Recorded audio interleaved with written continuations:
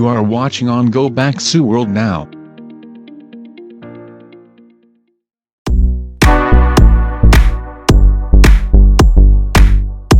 태국은 1932년 군부 쿠데타를 통해 왕의 권한을 축소하고 전제군주제에서 입헌군주제로 전환하며 아시아에서는 거의 가장 빠른 시점에 민주주의 체제를 도입한 나라입니다. 하지만 태국의 왕은 영국이나 일본처럼 상징적인 역할에만 머무르지는 않습니다. 오히려 군부와 결탁하여 태국의 정치와 경제 등 모든 부분에 막대한 영향력을 끼치고 있습니다. 지금 태국의 왕은 웬만한 K-팝 아이돌도 충분히 압도할 만한 댄스 실력을 자랑하는 라마 10세입니다. 1952년생으로 올해 70세가 넘은 나이임에도 불구하고 왕실의 이엄은 다 내려놓은 듯한 패션을 선보이기도 했었고 4번의 결혼과 3번의 이혼, 20명의 후궁 등 각종 기행을 일삼고 있습니다. 하지만 아무도 라마 10세의 행동에 대한 불만을 토로하지는 못합니다. 태국의 법 중에서 가장 유명한 법인 형법 112조 때문입니다. 왕실 구성원이나 왕가의 업적을 모독하거나 부정적 묘사를 하는 경우 최고 징역 15년에 처한다. 이런 법이 과연 21세기에 실제로 존재하는지 의문이 가실 분들이 적지 않을 겁니다. 하지만 2024년 초 태국의 30세 남성은 왕실 모독죄로 징역 50년을 선고받았으며 2023년 말 29살의 여성 국회의원 역시 징역 6년을 선고받았습니다. 중국에서는 알 수 없는 이유로 특정 제품이 검열당하고 있습니다. 바로 곰돌이푸입니다. 정치공학적으로 보면 곰돌이푸를 통해 시 주석에 대한 긍정적이고 자연스러운 대중 이미지를 만들 수 있는 기회인데도 불구하고 중국은 금지시켰습니다. 그런데 태국에서도 비슷한 일이 있습니다. 바로 뮤지컬과 영화로 유명한 왕과 나라는 작품을 금지시킨 것입니다. 당시 시암의 왕은 라마 4세인데 왕자들의 교육을 위해 초빙한 가정교사 에나 레오 노웬스와 사랑에 빠진다는 내용이기 때문입니다. 태국 왕에 대한 로맨틱하고 따뜻한 이미지를 얻을 수 있는 기회이기도 하지만 태국에서 보기에는 자신들의 위대한 왕이 한가하게 연애나 했던 것으로 비춰지기에 왕가의 권위를 떨어뜨리는 작품이라고 여겼던 것입니다. 태국 사회에 대해 가장 흥미로운 점은 이처럼 존경과 복종을 강요하는 태국 국왕들이 어떻게 이렇게 국민들에게 많은 존경을 받고 있는지입니다.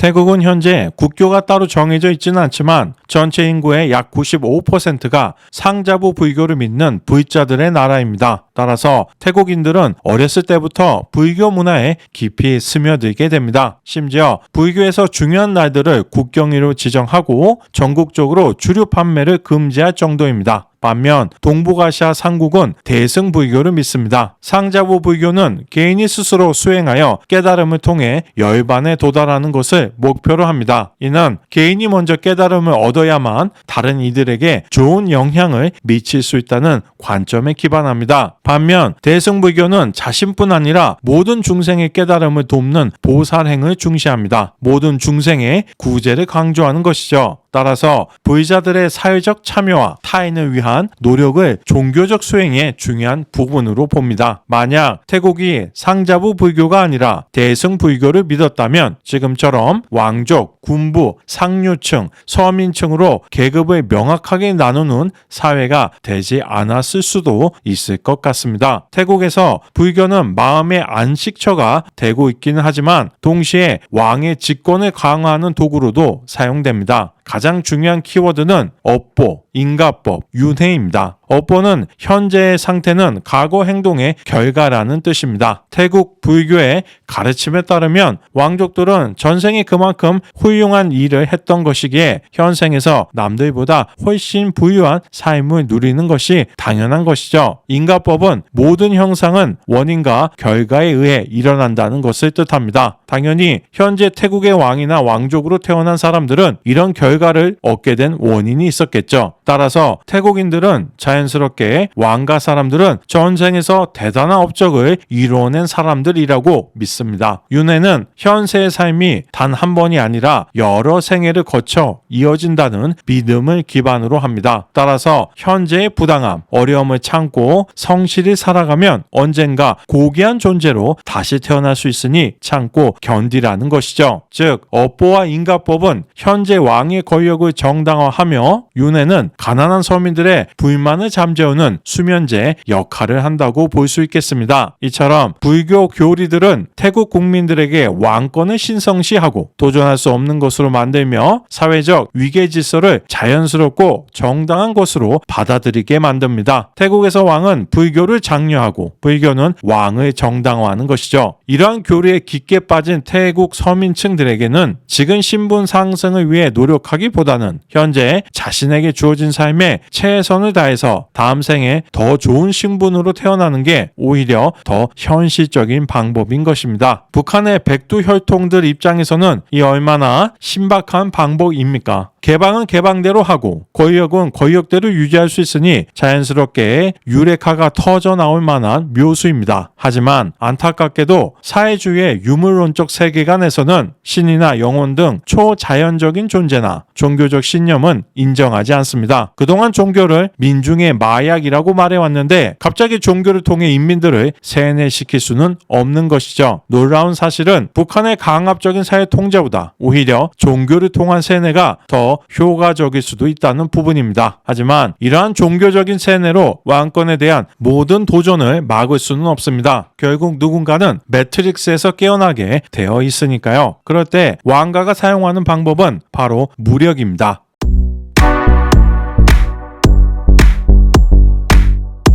태국은 엄연한 입헌군주제 국가인데 도대체 어떻게 왕가가 군부를 조종할 수 있는 것일까요? 아무리 군부라도 불교를 통해 국민들 대다수, 심지어 군인들 중에서도 왕에 대한 절대적인 지지를 하는 사람들이 많기 때문에 감히 왕의 뜻을 거스를 수 없는 것입니다. 영화 설국열차에서 꼬릭한 사람들은 기리엄을 존경하고 따랐지만 그는 엔진칸의 위포드와 협력하여 꼬릭칸에서 주기적으로 반란을 조장했습니다.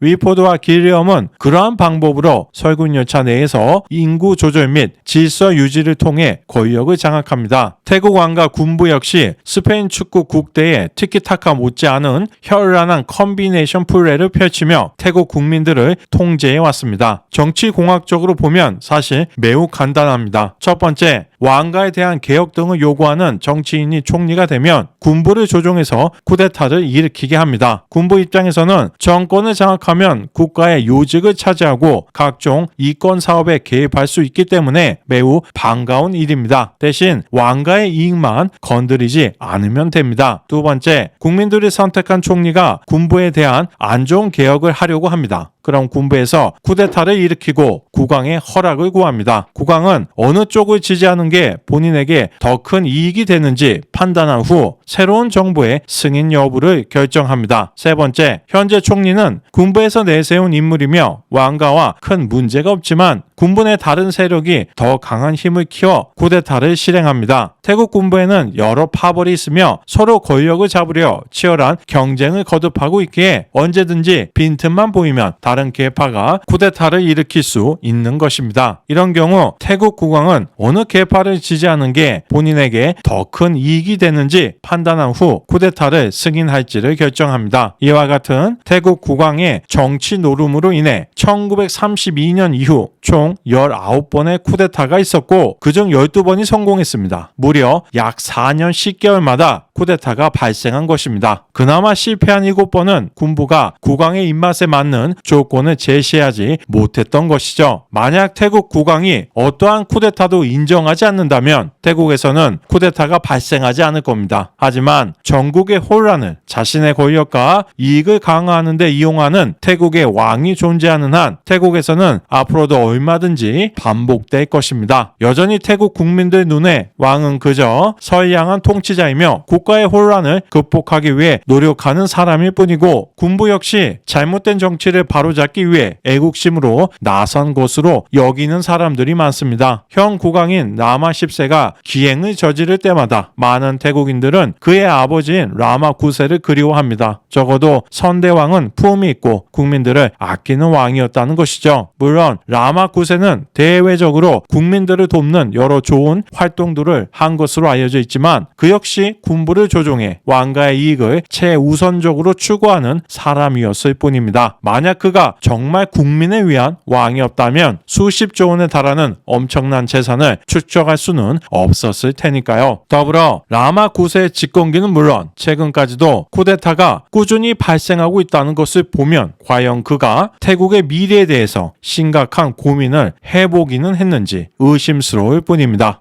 태국 최대의 자동차 부품 제조업체인 타이 서밋그룹의 자제인 중국계 태국인 타나토는 2018년 신미래당을 창당하고 2019년 총선에 출마하며 왕실과 군부 정치 개혁, 민주화를 갈망하는 2030 세대의 전폭적인 지지를 받아 당선되었지만 2020년 불법 정치 자금 등의 이유로 태국 헌법재판소에 의해 당은 해산되었고 본인도 의원직 박탈 및 10년 정치 활동 금지 처벌을 받게 됩니다. 다음 총선인 2023년에는 전진당이 돌풍의 주역이 됩니다. 당 총재인 피타는 중국계 태국인이며 하버드에서 학사, MIT에서 석사를 취득한 엘리트로 왕실 모독죄 폐지, 군부 권한 축소, 진병제 폐지 등의 공약을 걸고 수도인 방콕에서는 33석 중 무려 32석을 싹쓸이하는 등 하원 총 500석 중에서 151석을 차지해 태국 정치의 제1당으로 올라섭니다.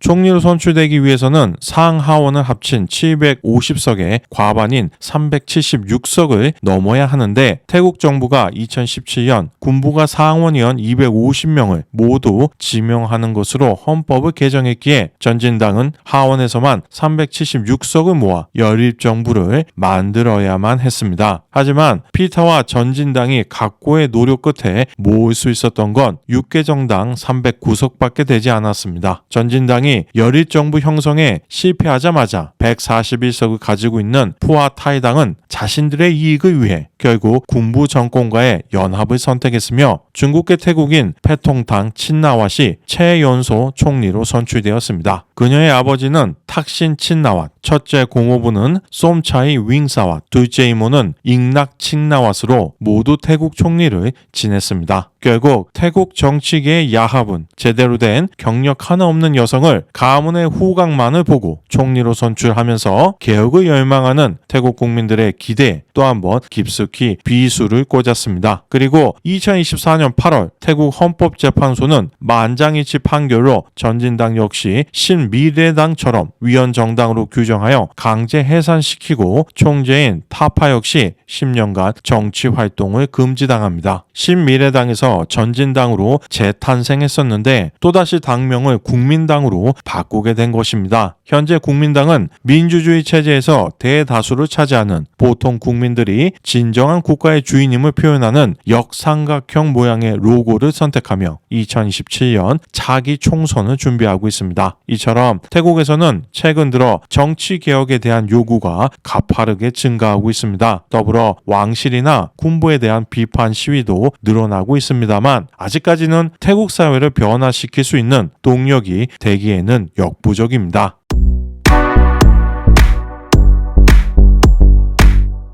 태국에서는 성공한 기업인과 고위 정치인 등 사회 저명 인사들을 하이소라고 부릅니다. 단지 돈이 많다고 하이소가 될 수는 없습니다. 돈과 어느 정도 가문의 후광이 존재하는 사람들이 하이소인 것이죠. 그리고 일반 서민들은 로소로 분류됩니다. 태국 사회는 기득권 세력이 특정 사업과 부를 독점하고 있어 로소가 하이소로 올라서는 것은 거의 불가능하다고 볼 수 있겠습니다. 상류층들이 권력을 완전히 장악하고 있으니 점점 더 그들만을 위한 세상으로 변해가는 것입니다. 더욱이 태국은 아시아에서도 매우 낮은 상속세를 적용하고 있으며 면세 한도 역시 매우 폭넓어 부익부, 빈익부 현상을 부추기고 있습니다. 하이소와 로소의 구분이 어렵지 않은 이유는 학력, 사립학교 재학 유무, 패션, 피부색, 직업 등으로 어렵지 않게 알 수 있기 때문입니다. 태국처럼 계층화가 뚜렷한 국가는 사회 통합에 애를 먹습니다. 하이소는 전생에 많은 덕을 쌓아서 현생에서 하이소로 태어난 것이기에 대놓고 로소를 무시하고 내려다보는 것은 너무나 당연한 이치이며 두 계층이 서로 섞이는 경우도 거의 없습니다. 한국에서 활동하는 연예인 중 아이들의 민니는 대표적인 하이소, 블랙핑크의 리사가 로소에 속한다고 할 수 있겠습니다. 그렇다고 데뷔 전 리사의 가정이 가난했다는 것은 아닙니다. 경제적으로만 보면 충분히 중상층이라고 볼 수 있지만 가문의 후광이 없기 때문에 하이소는 아닌 것이죠. 저는 오래전 몇 명의 태국 유학생을 만난 적이 있습니다. 그런데 만나자마자 소위 말하는 호구조사를 당했습니다. 당시에는 잘 알지도 못하는 나를 왜 그렇게 궁금해하는지 이해할 수 없었지만 얼마 지나지 않아 다른 유학생들을 통해 이유를 알 수 있게 되었습니다. 그 태국인 학생은 저와 본인 사이에 위아래를 정하고 싶었던 것이었습니다. 어떻게 정하느냐에 따라 저를 대하는 태도 역시 달라지는 것이죠. 물론 전 세계 어느 나라를 가봐도 사람들은 자신보다 못한 사람을 낮춰보는 경향을 가지고 있습니다. 미국, 중국, 일본, 러시아, 베트남 등 어느 곳이라도 마찬가지입니다. 다만 그런 속마음을 얼마나 당당하게 드러내는지가 그 나라의 문화, 매너, 예의 수준을 알아볼 수 있는 중요한 근거가 될 수 있습니다. 제 개인적인 경험에 비추어 판단해 보면 태국은 다른 국가들에 비해 매우 뚜렷하게 사람을 대하는 태도가 달라지는 국가라고 볼 수 있습니다. 태국처럼 왕가를 중심으로 한 계층적 사회에서는 다른 사람들과 자신의 위치를 상대적으로 비교함으로써 자신의 자아를 정의합니다. 따라서 사회적 관계와 집단 안에서의 명예가 매우 중요시됩니다. 그리고 타인의 인정을 통해 자신의 사회적 위치를 강화하려는 경향을 가지고 있습니다. 그래서 특히 왕족이나 상류층들과의 좋은 관계를 맺고 인정을 받으려는 욕구가 강한 것입니다. 문제는 이러한 사회적 환경의 영향으로 인해 정경유착 등의 많은 폐해가 발생하고 때로는 자신보다 낮은 계급의 상대방을 지나치게 비하하거나 괴롭히는 방식으로 자신의 위치를 부각시키려 한다는 것입니다. 더불어 태국에서 하이소들이 실제로 누리는 특권이 태국의 사회적 문제로 비하되는 경우 역시 적지 않습니다. 레드불의 공동 창업자 중 한 명의 아들이 2012년 9월 치앙마이에서 페라리를 타고 고속도로를 가속 주행하던 중 근무 중인 경찰관과 충돌하는 사건이 발생했습니다. 심지어 경찰관을 200m쯤 차로 끌고 가다가 그대로 내버려 둔 채 현장에서 달아났습니다. 수희가 마약에 취해 있었다는 사실마저 드러났지만 경찰은 현장에서 체포하지 않았습니다. 레드불의 창업자는 강력한 정치적, 경제적 네트워크를 가진 인물이기 때문에 이 사건은 이후 몇 년 동안 매우 느리게 조사와 사법 처리가 진행되었습니다. 심지어 경찰은 사고 당시 차의 속도를 시속 177km라고 발표했다가 이후 79km라고 정정했으며 스트레스 때문에 술을 마셨다는 주장을 받아들여 음주운전 혐의를 적용하지 않았습니다. 검찰은 한술 더 떠 사건 발생 8년 만인 2020년 최종적으로 불기소 처분을 내렸고 이 같은 결과는 수많은 태국인들의 공분을 샀지만 범죄자는 이미 유유히 해외로 도피한 후였습니다. 마약 불법 복용 혐의 등에 대한 공소시효는 벌써 만료되었고 이제 남은 혐의는 가시치사뿐인데 이마저도 2027년 9월 3일 만료됩니다. 이 범죄자는 공소시효가 끝나면 다시 태국으로 돌아오겠죠. 태국에서는 이처럼 최상단에 위치한 하이소는 살인을 저지러도 아무런 처벌을 받지 않는 것입니다.